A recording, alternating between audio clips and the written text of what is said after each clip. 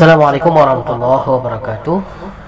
Alhamdulillah, salatu wassalamu ala rasulillah wa ala alihi wa sahbihi wa mawalah.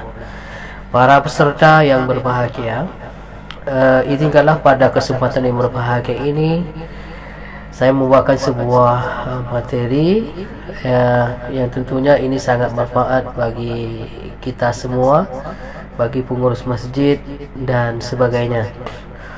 Judul pada hari ini adalah tata kelola atau manajemen yang berkualitas. Para bapak yang berbahagia, ustaz-ustaz dan tuku-tuku sekalian, era modern dewasa ini dengan perkembangan berbagai disiplin ilmu dan teknologi sangat pesat. Perkembangan itu menuntun agar setiap individu, masyarakat, kelompok ataupun organisasi manapun menghadapi perkembangan dan kemajuan tersebut. Salah satu cara untuk menghadapinya adalah dengan tata kelola atau manajemen yang berkualitas. Pengelolaan organisasi yang baik akan mampu membawa hasil yang baik dan berkualitas. Maka oleh karena itu, manajemen ini sangat penting dalam organisasi apapun, termasuk dalam pengelolaan masjid dan remaja masjid. Manajemen dapat diartikan sebagai suatu kegiatan atau pekerjaan, proses pengelolaan sumber daya dan dana secara berkesinambungan dan berkelanjutan untuk mencapai suatu tujuan atau produk sesuai dengan yang direncanakan. Nah, manajemen merupakan proses yang khas, yang terdiri dari tindakan perencanaan, pengorganisasian, penggerakan dan pengendalian.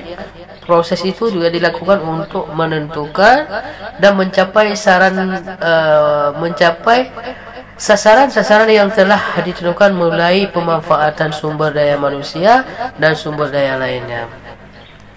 Nah, para peserta yang berbahagia, keberadaan ilmu manajemen pada prinsipnya bertujuan untuk efisienkan semua unsur manajemen yang meliputi orang, uang, barang, mesin dan sebagainya.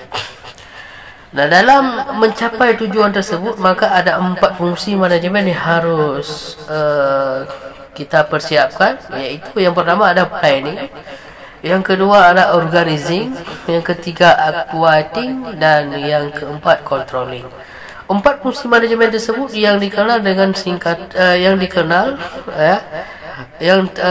empat fungsi manajemen tersebut yang dikenal dimanapun. Kemudian pengelolaan masjid atau disebut juga manajemen masjid pada garis besarnya dibagi menjadi 2 bagian. Nah, apa 2 bagian itu? Manajemen pembinaan fisik masjid, atau disebut physical management. Dan yang kedua adalah pembinaan fungsi masjid, functional management. Nah, manajemen pembinaan fisik masjid ini meliputi, pertama adalah pengurusan, tentunya, kemudian pembangunan dan pemeliharaan fisik masjid, pemeliharaan kebersihan dan juga keanggunan masjid, pengelolaan taman dan fasilitas-fasilitas yang tersedia. Pembinaan fungsi masjid adalah pendayagunaan peran masjid sebagai pusat ibadah, dakwah dan peradaban Islam sebagaimana masjid yang dicontohkan oleh Rasulullah SAW. Nah, kegiatan dan pengelolaan masjid memerlukan anggaran yang besar. Itu dah pasti, karena tidak cukup bila hanya mengandalkan hasil dari kotak amal yang diadakan setiap Jumaat dan hasil kotak amal setiap hari.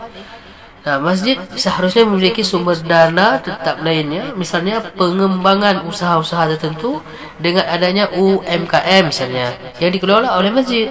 Nah, bisa juga dengan penyewaan gedung atau resepsi, pernikahan, seminar, pelaksanaan kursus-kursus atau pelatihan yang dibutuhkan di kalangan masyarakat dan melakukan kegiatan bisnis lainnya. Nah, para bapak ustaz dan para tungku-tungku sekalian, aktualisasi dari peran masjid yang terjadi pada masa Nabi Misalnya bisa dilakukan beberapa cara.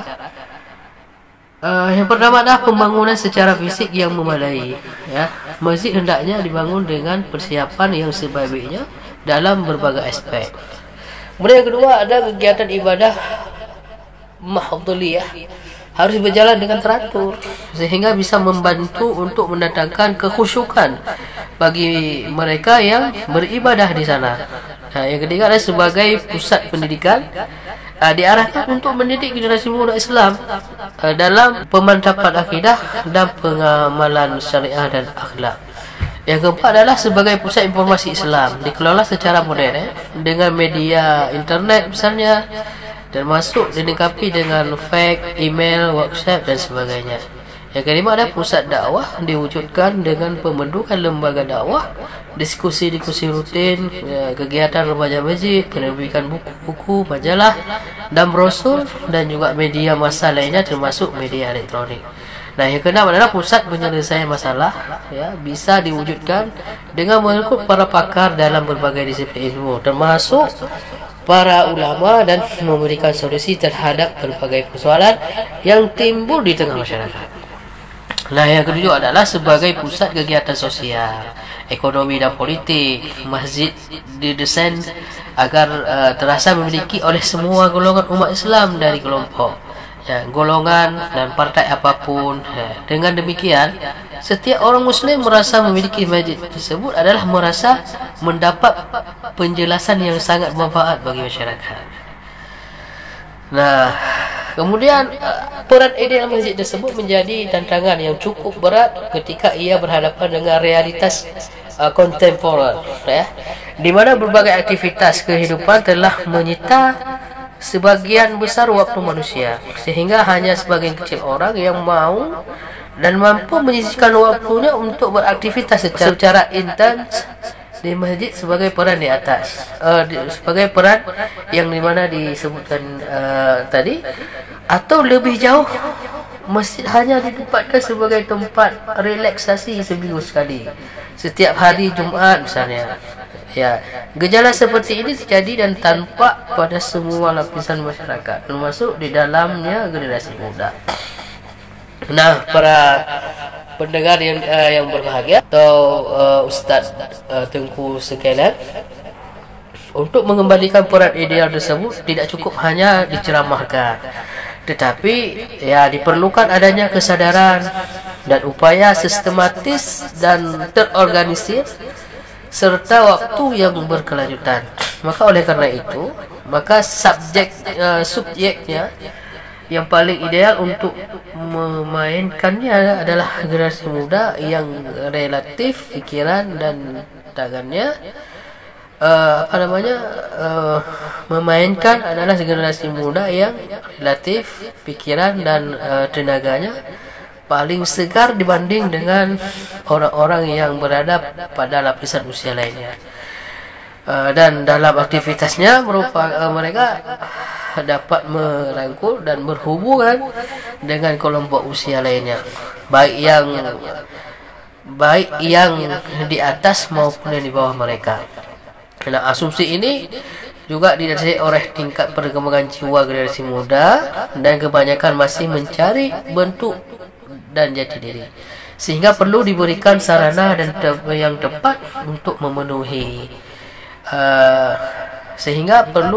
sasaran yang tepat untuk memenuhinya.